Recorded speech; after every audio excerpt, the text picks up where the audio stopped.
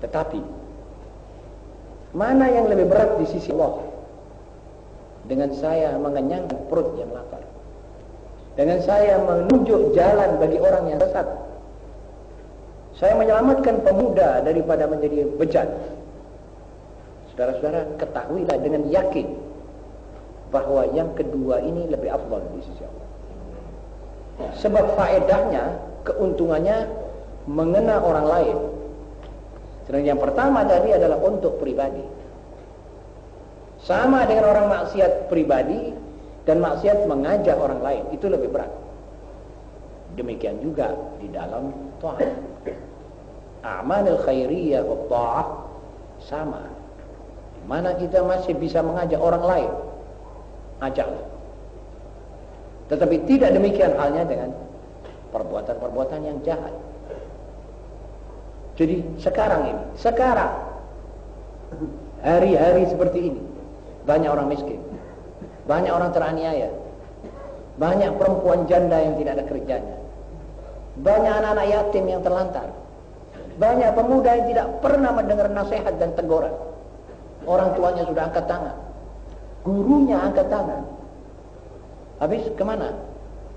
Datang seorang seperti saudara, maju ke depan, mengajak dia dengan cara saudara sendiri. Barangkali ketemu taufik, barangkali kebetulan disembadani oleh Allah dengan memberinya taufik dan hidayah. Tahu-tahu ini anak menjadi anak baik. Betapa untungnya saudara. Saudara menyelamatkan dia dan seketurunannya. Juga perempuan yang bisa saudara tegur, bisa saudara ajak ke arah kebaikan. Saudara ajak, jangan bosan, terus sampai lunak hatinya untuk kembali ke jalan Allah. Karena sebab saudara, ini zamannya, ini pasarannya kalau saudara akan berbuat begitu. Kalau zaman sahabat Nabi Muhammad SAW, Abu Bakr wa Umar wa Uthman wa Ali radhiyallahu anhum, tidak ada orang berani menyebal, menyimpang, nyepak nyandung seperti zaman ini. Maka itu waktu orang kepingin amar ma'ruf nahi mungkar, jalannya jarang sekali ketemu mungkar. Wa amma di hari ini, saudara jalan dari sini ke rumah saudara akan menemukan 5-60 mungkarat.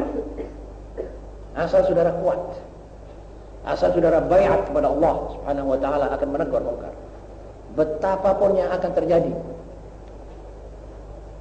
Kata Sufyan Ats-Tsauri, menegur mungkar dan menyuruh kepada kebajikan tidak akan menambah umur saudara dan tidak akan mengurangi umur.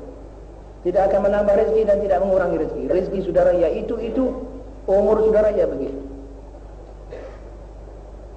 Malah kadang-kadang saudara melihat apa-apa yang tidak saudara duga. Salah satu teman di Lombok, di Ampenan, waktu itu pergi kepada kepala daerah, diketok pintunya, mendengar azan subuh diketok pintunya. Pak Kepala Daerah, kaum muslimin menunggu Bapak di masjid, mari sholat jamaah. Itu kepala daerah tidak bisa menjawab apa-apa. Dia bilang, ya baiklah, terima kasih nak, terima kasih. Dia pergi ke masjid. Akhirnya menjadi kebiasaan. Akhirnya itu masjid penuh sholat subuh.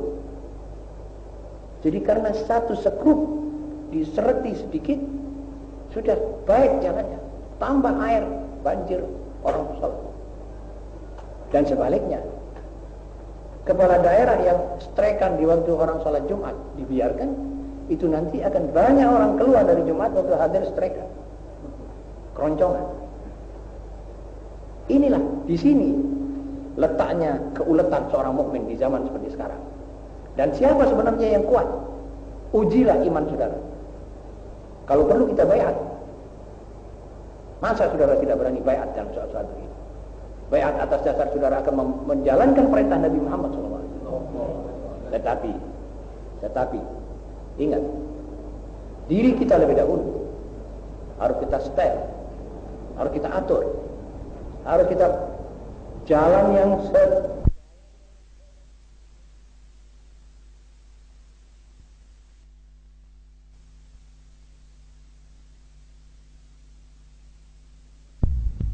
dan bersedia menerima teguran apabila kita meleset. Ini dulu. Jangan nanti orang mengatakan Kain plekat tidak ditontomi, pisau nasehat tidak bisa ngelakoni. Hati-hati saudara. Jadi diri saudara. Ibda' binafsik. Waktu Sayyidina Ali mewasiatkan kepada Al-Hasan putra anda, ya Hasan, jangan tegur orang lain apa-apa yang masih kau lakukan. Yakni tegurlah dirimu dulu. Saya kira itu cocok, logis, dan pantas kita amalkan bersama. Jadi yang pasif, yang aktif. Kecuali orang dhaif, tidak bisa berbuat apa-apa. Perempuan di rumah tangga, maka ibadahnya di rumah tangganya. Menegur anaknya apabila menyeleweng. Memeriksa buku-buku anaknya. Mengejar anaknya kalau perlu kemana dia lari, harus datang pada waktunya. Mengajak sholat jamaah. Dan memarahi kepada anak itu apabila anak tidak berbuat tidak senonoh. Ini pekerjaan amar ma'ruf di rumah tangga. Ini dilakukan oleh kaum ibu. Dan tidak ada rumah tangga yang akan beres kalau ibunya tidak beres. Betul saudara-saudara? Ini boleh saudara ambil seperti mana saudara ambil jumlah 2 kali 2 sama dengan 4. Jadi seperti natijahnya 2 dikali 2 pasti 4. Rumah tangga kalau tidak ada ibu yang tekun, itu rumah tangga pasti bejat. Biarpun lakinya seorang wali Allah, kalah. Masalah perempuan. Ini masalah rumah, masalah perempuan. Lah perlunya apa orang membuat rumah tangga ini? Kalau tidak ada orang yang menjadi menteri dalam negerinya atau yang berkuasa di situ. Ada beberapa orang yang suaminya jamaah di masjid di safil awal, istrinya pergi Aurora, pergi Siola, pergi mana-mana. Lang-lang buana. Na'udzubillah min dzalik. Akhirnya anak-anaknya katut, dia tinggal sendirian. Wa taraku kagaima. Seperti Bani Israel meninggalkan Musa alaihissalam.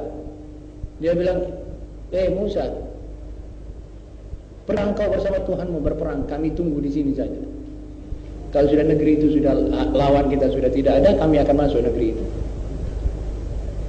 Ma'asyiral muslimin, di sini irama dan romantikanya orang mukmin di zaman seperti sekarang ini. Ini banjir mungkar. Betulkan dirimu, atur dirimu wahai mukmin. Mari kita sama-sama mengatur diri kita, kemudian kita mulai melangkah keluar ke gelanggang yang luas, menarik umat Muhammad SAW ke pangkalannya, menyeret ini pemuda-pemuda dan pemudi-pemudi untuk ditutupi oleh sayap Rasulullah SAW, yaitu syariatnya ini. Seperti anak ayam yang dikerkepi oleh induknya. Anget ini umat. Sekarang ini kedinginan, kepanasan, los, dan hawa nafsu membakar. Manusia sekarang ini seperti cacing kepanasan. Inilah masalahnya. Ma'asyiral muslimin, mudah-mudahan kita diberi oleh Allah kekuatan iman dan kekuatan tekad yang menyala dengan iman itu untuk menyelamatkan umat kita yang melanggar, yang lari jauh daripada Islam, kita tarik supaya dia kembali. Yang maksiat supaya dia tobat. Yang tidak ada malu supaya cepat-cepat ada malunya. Dan kita kalau tidak kuat kita mendoakan saja. Ini sudah satu perjuangan. Yang kedua, ada 7 manusia yang tidak pantas dan tidak mungkin diajak bermusyawarah. Ma'asyiral muslimin, kita sering-sering kepingin mencari teman, tapi tidak semua orang mendapatkan teman yang cocok. Ada teman mempunyai salah satu dari sifat ini, dari 7 sifat.